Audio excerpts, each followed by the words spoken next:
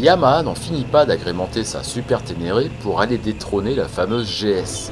Pour 2014, la XT1200 Z2 en aura la tâche. Pour 2014, il n'y a pas réellement de grosses évolutions, mais plutôt des petits ajustements pour bonifier le produit phare de la gamme Trail chez Yamaha, cette XT1200 Z2 Super Ténéré. La concurrence est nombreuse sur le créneau des gros trails et la nouvelle GS ne manque pas d'attrait ni de fans, une fois de plus. Alors Yamaha place la barre encore plus haut en s'inspirant des équipements découverts sur la nouvelle FJR. Et oui, c'est en effet une bonne partie de l'équipement de cette grande routière qu'on retrouve sur la XT1200 Z2. Esthétiquement, il n'y a pas de gros changements en dehors des clignotants à LED et des rétroviseurs empruntés à la gamme MT pour plus de modernité. Le réservoir est toujours assez large mais se tient correctement avec les genoux. La selle réglable en deux hauteurs 845 ou 870 mm est confortable mais peu étroite sur l'avant pour ceux qui ont de petites jambes et la protection de l'échappement appuie toujours à l'arrière du mollet gauche lorsqu'on roule debout. Le guidon est pour sa part nouveau et en aluminium. Il est un peu plus haut pour laisser la place aux connecteurs au sommet des tubes de fourche. En effet, les suspensions avant et arrière se règlent électroniquement comme sur la FJR sur 3 niveaux, soft, standard et hard, qu'on peut ensuite ajuster sur 7 entre plus 3 et moins 3. La précharge se règle également qu'on roule seul, à deux, avec ou sans bagage. Tout se fait depuis les boutons au commode gauche, en roulant, sauf pour la précharge. D'autres choses sont accessibles depuis ces boutons, comme par exemple les poignées chauffantes, qui sont maintenant de série. Sur ce commodo très chargé, on trouve également les boutons du régulateur de vitesse de série lui aussi. À droite, un unique bouton permet de passer d'un mode de conduite à l'autre. Enfin, le pare-brise qui ne pouvait pas se régler sans outil peut maintenant l'être avec ses deux mains, mais la manipulation est fastidieuse, peu rapide et surtout impossible à faire en roulant. La molette de la GS est infiniment plus pratique.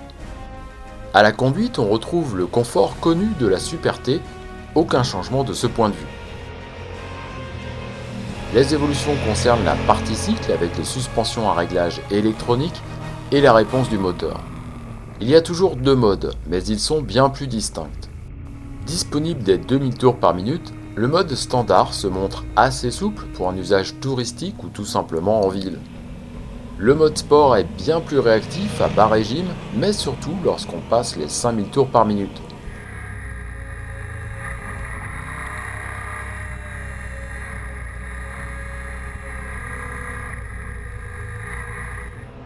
La Yamaha répond instantanément lorsqu'on tourne la poignée pour nous propulser d'un virage à l'autre.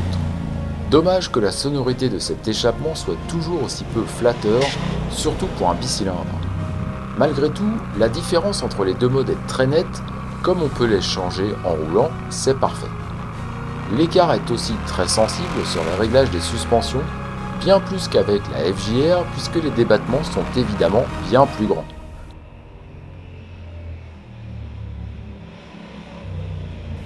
Le mode soft assure un excellent confort et le mode hard limite grandement la plongée sur les prises de frein ou le cabrage lorsqu'on ouvre en grand en sortie de courbe sur cette machine qui affiche tout de même 265 kg sur la balance.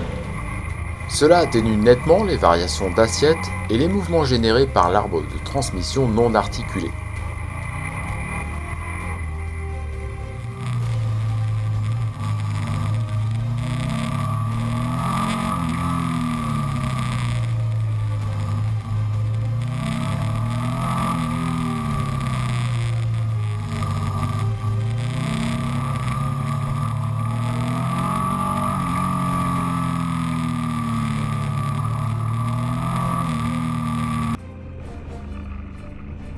L'anti-patinage réglable sur deux niveaux ou désactivable est aussi discret qu'efficace, mais on regrette toujours que l'ABS ne soit pas déconnectable, surtout à l'arrière lorsqu'on roule sur des chemins à l'adhérence précaire. Plus que jamais, la nouvelle Yamaha XT1200 Z2 Super Ténéré sait tout faire et pas mal du tout. Vive et confortable, que ce soit sur la route comme sur les chemins, la Super T semble capable de nous emmener au bout du monde.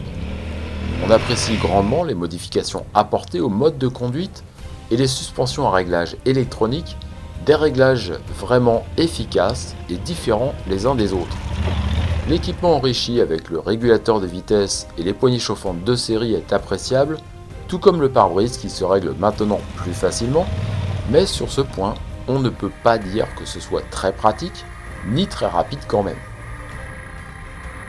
Encore améliorée, la nouvelle Super Ténéré affiche donc des sérieux arguments dynamiques et un équipement rarement aussi riche chez la concurrence, mais ne vient toutefois pas inquiéter l'étonnante homogénéité et la facilité de la R1200 GS.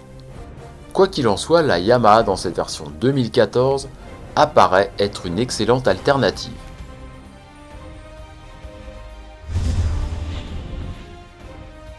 On peut hésiter avec la BMW R1200 GS à partir de 15 500 €, ou pourquoi pas la Moto Guzzi Stelvio 1200 à partir de 14 999 €. De notre côté, on aime bien l'équipement, riche de série, les modes vraiment différents et l'efficacité des réglages de suspension. Et on aime un petit peu moins le poids de 265 kg assez haut perché, le réglage fastidieux du pare-brise et l'ABS non déconnectable même pas à l'arrière. On termine avec la fiche technique de la Yamaha XT1200 ZE Super Ténéré. Elle est disponible à partir de 15 999 €. Sa version World Crosser l'est à partir de 17 499 €. On note deux choses importantes. Sa hauteur de selle qui se règle à deux niveaux, 845 ou 870 mm selon votre longueur de jambe, et bien sûr le poids de 265 kg qui est tout de même un petit peu important.